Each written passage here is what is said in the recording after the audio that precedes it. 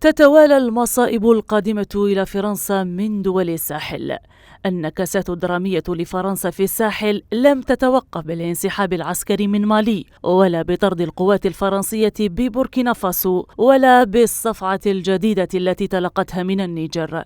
وفي خطوة جديدة تؤكد انهيار نفوذ القوة الاستعمارية السابقة في الساحل وتزايد مشاعر العداء لها، يمهد البيان المشترك بين مالي وبوركينا فاسو والنيجر ردا على التهديدات العسكرية الخارجية عقب الانقلاب في نيامي لميلاد النواة الأولى لمجموعة 3 ساحل جديدة، وإمضاء شهادة الوفاة لمجموعة G5 التي أسستها فرنسا بحجة محاربة الإرهاب في المنطقة.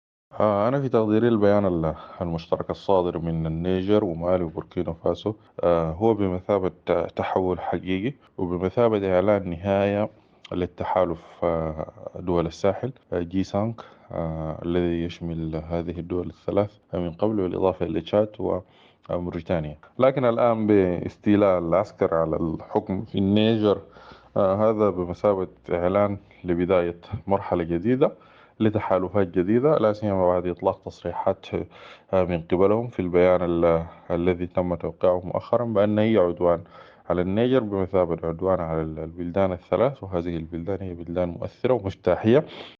رمال الصحراء تتحرك تحت أقدام القوات الفرنسية في منطقة الساحل، فأي اعتداء عسكري على النيجر يعتبر اعتداء على مالي وبوركينا فاسو. وفي انتظار انضمام تحالفات أخرى تستعد مجموعة 3 ساحل بإعداد استراتيجية جديدة لمحاربة الإرهاب والجريمة المنظمة، تقوم على مقاربة أمنية غير تلك التي كانت محتمدة في وقت سابق من طرف مجموعة 5 ساحل. وبما أن تركيبة المجموعة الجديدة ستكون من دون شك بعيدة عن مشاركة القوات الفرنسية فيها، هو مؤشر عن تغييرات جذرية قادمة في المقاربة الأمنية بمنطقة الساحل وأيضا الشركاء المتدخلين فيها.